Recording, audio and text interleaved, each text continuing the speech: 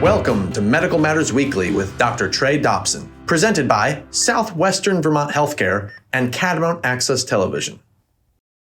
Welcome, everyone. Today is August 10th, 2022, and we are going to release this show at 4 p.m. tomorrow, I am told. I'm Trey Dobson, Chief Medical Officer at Southwestern Vermont Medical Center and an emergency medicine physician with Dartmouth Health. And this is Medical Matters Weekly, a show about the aspects of healthcare that matter to you most. My guest today is Dr. Sheehan Fisher. He is a clinical psychologist and an associate professor at Northwestern University, Feinberg School of Medicine in Chicago. Sheehan, welcome. Thank you. Thank you for inviting me. Where are you at this moment? Are you at Northwestern? No, I am at my home, working from home today in Chicago. But yeah, I will go in a little bit later to teach a class. You have some great artwork behind you for those who are watching the show rather than listening to it. Oh, thank you. Thank you. I got those while traveling. Oh, great. So a little bit about Sheehan. Earned his bachelor's at Rutgers University, earned his master's and PhD from the University of Iowa, and completed several fellowships at Northwestern University and the Chicago Urban League. Winner of several awards as well, including the Early Career Award from the International Marseille Society. Did I pronounce that right? Yes. You did. Marseille Society for Perinatal Mental Health and several other awards. So again, welcome. Why don't you just tell us a little bit about your background, where you're from, and actually how you ended up pursuing psychology? Well, so I'm originally from New Jersey, grew up there before I went to Iowa for grad school, and like as you said, Chicago for postdoc and internship. I really, when I was younger, I always liked psychology. I always liked the understanding, in my mind, it was the last frontier. I was like, we explore so much in the world, but understanding the mind still seemed like there's a long way to go to really understand how it works, and we understand the brain and how it operates in relation to mental health. So I had a teacher, Mr. Moses. He was like one of the most favorite teachers of the students back then that taught about psychology, and it really got me hooked. And from then on, I decided to pursue this as a career. And I was honestly debating between adult and child. So I was trying to figure out, do I want to go into child psych? I always cared about the child outcomes, but also I felt like the parental side and the adult side was really important. So perinatal mental health was the perfect marriage of both of those worlds, where I get to work with both parents and children to understand how the mental health of the parents influences the child, and even vice versa to a degree. So it's been like a perfect opportunity for me to launch a career in this, and I've been enjoying it. That's excellent. And for the audience, I'm so sorry I didn't turn my phone off. I'm going to do that right now so that we're not disturbed by that. And so that I'm not disturbed by it. So when you say that, what ages are you working with then? Obviously, the adults are parents. What ages are these children? Are they shortly after birth? Are they toddlers? Or Yeah, the main work is like the first year postpartum. That's kind of how we look at postpartum period. But I do, of course, clinically and research follow even beyond them, because we want to understand the health trajectory of the child and how their environment early on impacts their future. So it does extend even beyond that time point. So tell us, a little bit about the risks for adverse events to mental health. I mean, of course, mental health right now, fortunately, has finally come to the forefront of our thinking, not only in medicine, but in the general public for a different reason. But talk to us a little bit about what your study interests are and what you've found. Well, my work is focused a lot on mom and dad during the perinatal period. And so I'm known to be someone who specializes in fathers, but I always emphasize that most of my work is both, because I really want to understand how both of them contribute to the family environment.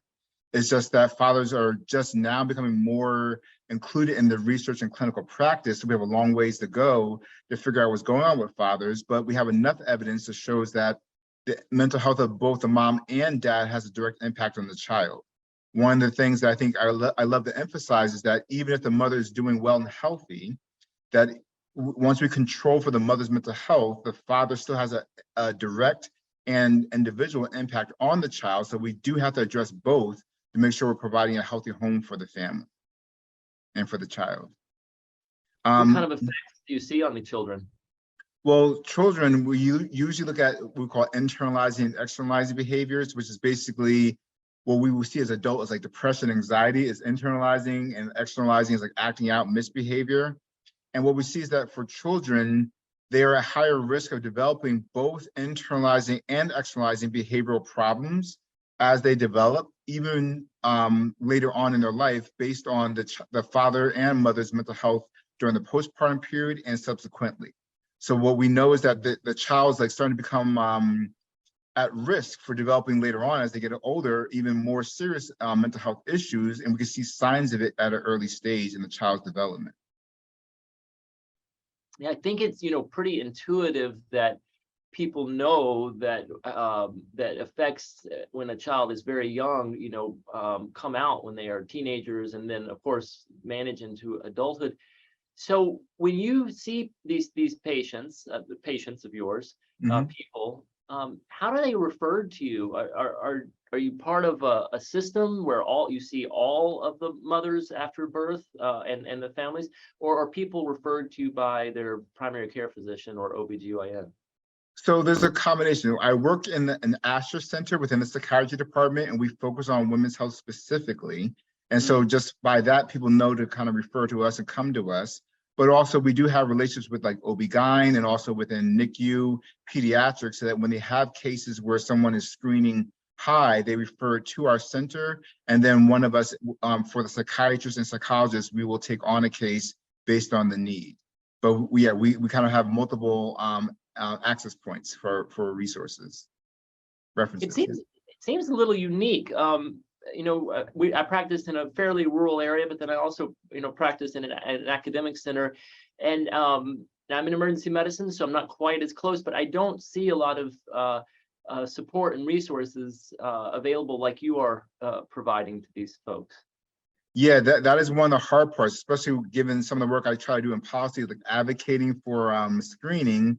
I'm actually writing something right now with colleague Craig Garfield, who's in pediatrics, writing something for the Pediatric Association. But when I'm writing the screening part, like, yeah, we need a screen, but we have to have a place to put them. Otherwise, it's almost unethical to screen someone with not a place to actually send them, because now you have information without a way to help them. So we're happy to have our center, and we're hoping that there are more opportunities for that. I'll throw a plug out there that I actually am leading a training program for licensed psychologists to learn how to do specifically perinatal mental health. It's like a 1-year fellowship, because we know we need more people who are actually competent in this particular area, because it is unique when you're thinking about how to provide interventions for this population.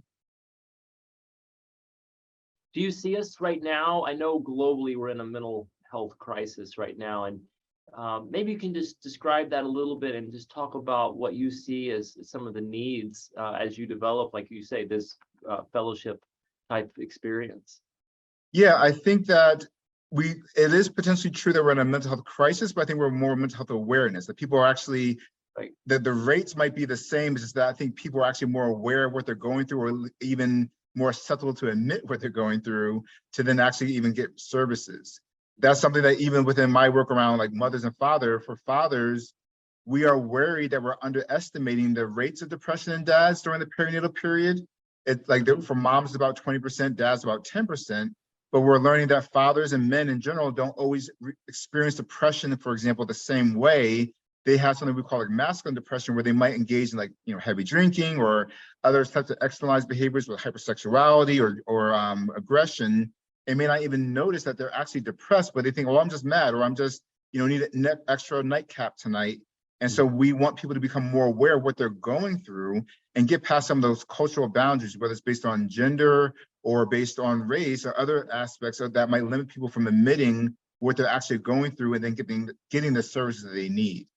But yes, we are more aware of it. And because of it, I'm hoping we have more policies to support that. Like, we need more policies to help prevent depression and anxiety during the perinatal period, but also then making sure that people can get access to services. Like you mentioned, even in rural areas and areas where there's not like a major hub, how do we make sure people have access to those services? I can imagine you probably run into all kinds of barriers, the stigma associated, the embarrassment associated with it. You talked about that can increase substance use disorder. It probably also causes absenteeism. They don't know what's going on, and they end up, sort of staying away from the family, which looks like it's willful, but it's not. It's a byproduct of their depression they're experiencing. Yeah, all of those things, and moms and dads, we see that that's important to even think about. Of course, everyone has their responsibility, but also being aware that their mental health can play into some things that we view as, oh, that's intentional versus it being a piece of their pathology. Yeah, talk a little bit more about your research in particular. That's why you're here. I'm excited to have you. Your research, and you talked about you're known a little bit of working with men, but you work with men and women, moms and dads. Yes. Tell us what you've been finding out with men, and maybe even some good news, some interventions that have been able to occur. So one of the things, like I highlighted, I did a study a little while ago that looked at moms and dads postpartum and followed up 3 years later. And that was an interesting part because it really showed that mother's depression had an impact on the child 3 years later for child internalizing and externalizing behavior.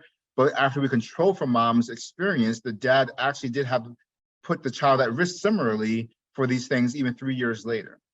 Mm-hmm. Another study that I think is also important, though, is looking at trying to understand we need to change how we view the family dynamic during the postpartum period, where we kind of put people in silos. Like, it's mom's depression, she's alone, therefore go to therapy and go get some medication and then come home and take care of the child and go to work. And we put all this pressure on the mom. And even in medicine, we have to be conscious of that. I think about how do we take some of that load off? So this is a current study, so we don't have the results in yet, but it's a current study that I developed was looking at how to develop an intervention for supporting and addressing mother's depression perinatally, but only the intervention is focused on the dad. So the mother's not part of the intervention at all. The mother just engaged in her normal treatment, her normal day-to-day life. And we train the father to support the mom to provide a healthy, conducive environment for her mental health as a way to support the mom's efforts at what she's already doing rather than adding more onto her plate.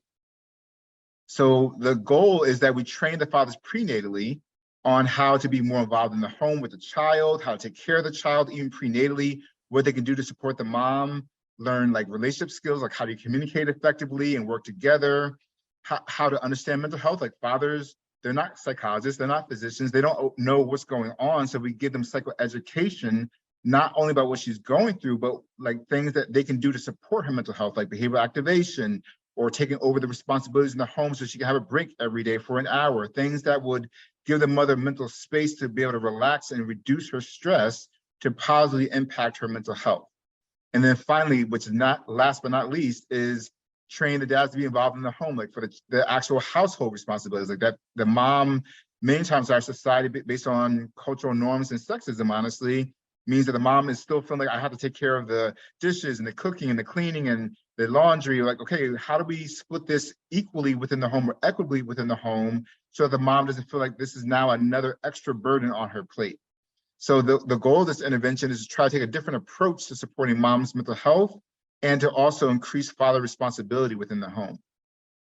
Well, I mean, that's excellent. I can, hear some people clapping fictitiously. I'm sure listening to this, I can hear them clapping.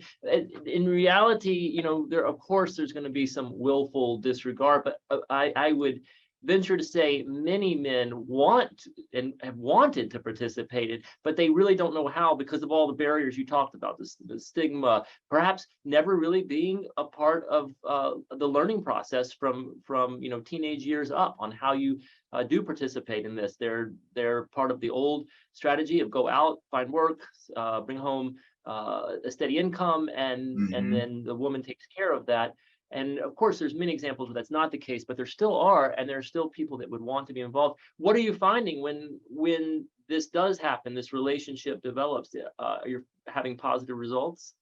Yeah, like we are still like I said, process of recruiting. So like, if anyone's interested, please feel reach out. But we are still at the early phase, so we don't have conclusive data. But what I did is this project was built out of what I do clinically. So that is where I've seen it being effective. I've done this type of work within my clinical setting, and I thought about creating a actual research protocol based on it.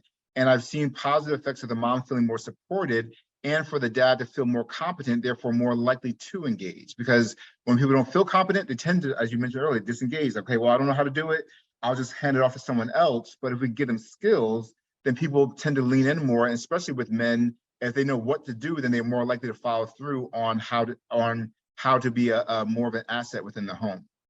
Yeah, and you talk a lot about in your research and your work, your published work about strong relationships. Is that what you're implying, or is that something else? That is a piece of it. Like I also, even a couples counselor, so I do that type of work, honestly, within like even the perinatal world, and even within my research, do many times include measures of the interparental relationship, because that is a piece of it, especially for those who are in a dyadic relationship with a child, is that you not only have to take care of the child well and be healthy for the child, your interactions between each other are important for the child's well-being and for the sustainability of the relationship. So that's another factor that plays into it. Is part of my postpartum protocol is making sure that the parents take time aside for each other.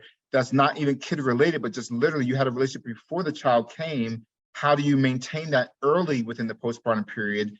Because what I've seen clinically is that if people wait even like a year, then they are kind of lost about like what connected us, what do we have in common, what do we used to talk about before the baby came, and that can be lost if we don't have an opportunity to sustain that early within the postpartum period.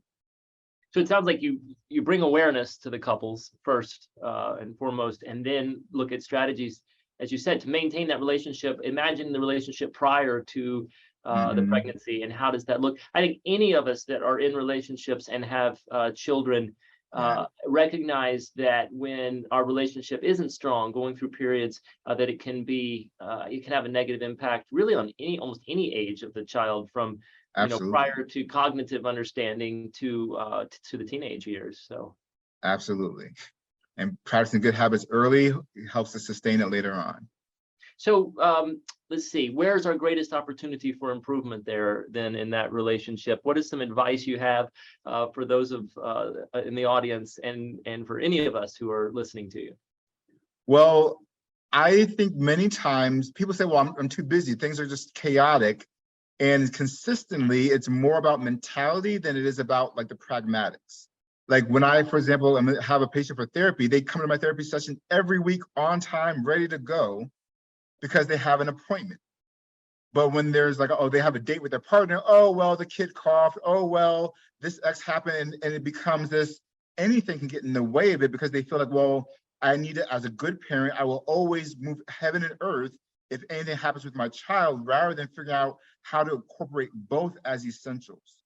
So part of it is just mentality-wise, looking at time together as an essential and also like an appointment. Like we made this commitment together. Unless the house burns down, we will follow through on this appointment to prioritize ourselves, while also, obviously the kid takes up the majority of the time, but taking 2 hours aside a week is not too much to ask to go on a date with your partner. And then of course we think about even smaller things like, okay, do you like have little conversations during the day or in the evening? Find time for intimacy, like sexual connection is also an important part of their relationship. And then also even part of it is even self-care, like making time for yourself allows you to have the energy to be able to even take care of your partner and of the child and make sure that there's room for all those things. So what we focus on is like creating a balanced system that, yes, is heavily child loaded, but still has room for the person and for their relationship. So let me see if I can rephrase this, which will be a little bit correct and not exactly. Prior to children, or something else besides children, a big change in a life. If you have a relationship, the emotional and the physical that you mentioned connection it's almost inherent. It's part of the relationship, what attracted you together. And then you have this big change. The biggest one, or one of the biggest ones would be children. And that emotional and physical connection almost takes a back seat. So you need to have awareness that, yes, of course, the children are incredibly important, some of the most important things in your lives, but so is your relationship. You have to have that healthy relationship in order to raise the children. And you have to maybe make some effort to say, we're bringing this to the forefront, that emotional and physical connection, rather than almost taking it for granted and letting it slide away. I think that's a word I was actually thinking of, was taking it for granted. People assume, well, in a year we'll get to it, or in 2 years. Well, once a kid goes to school, we always put it off, thinking that and then later we'll get to it.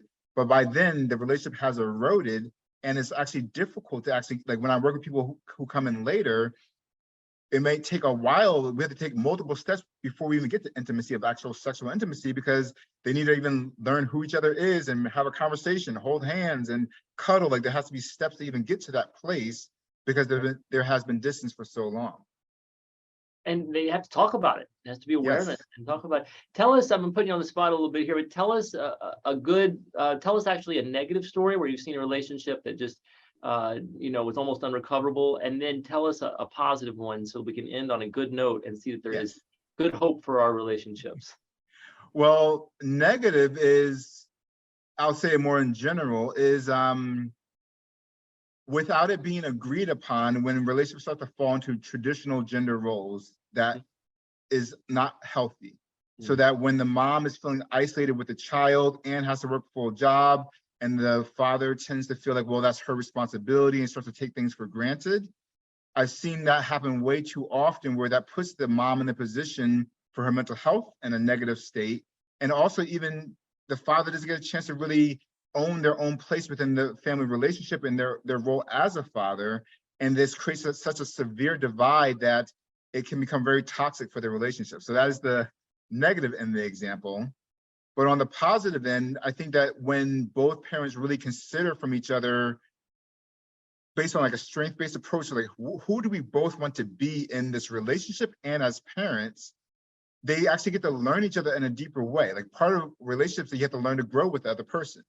And through open communication and actual openness to hearing the other person's side, it gives a chance for people to bond together and for them not to fall into this already pre-established gender role versus, hey, this is who I want to be, this is who you want to be, let's work together as a team, which makes them also strong against any stressors that come from the outside. They feel united, almost like brothers in arms, like soldiers in arms, where they can go against the event versus turning on each other when stressors start to hit. Well, that is so well put. And I think, we have to have the awareness. It's not going to be perfect. None of us are perfect. You're going to go through periods where you can say all these things, but you don't actually do them. And I think it's just for all of us to understand a healthy relationship requires efforts on both sides. There's going to be positives and negatives. And then, your research of how the children impact that and how the relationship impacts the children is so important, really, in our own well-being. And that's a lot of what we talk about on this show. As we close up, Dr. Fisher, tell us a little bit. You've got an interest in photography and travel, is that correct? Oh, yes. It's something that I done on the side. I love to travel. And when I travel with my family, we always do a photo shoot once a year as a way to kind of commemorate a year together. And I started to realize how hard it is to find photographers. So I started to actually create a small business with one of my my friends who's an MBA. We started to create something that allows people to have access to international photography with local photographers any way they travel in the world. That's great. Have you been to Vermont, speaking of travel? I have when I was younger, but it's been a while, actually. All right, we'll come back and see us and we'll tour you around. Oh, that would be great. I would love that. Thank you so much for joining us on the show. Thank you. Thanks for inviting me. I'd also like to thank Mike Cutler from CAT TV, Ray Smith from Southwestern Vermont Healthcare, Ashley Jowett from Southwestern Vermont Healthcare. I'm Trey Dobson. Go out and find joy in everything you do, even in the face of adversity, and we will see you next week.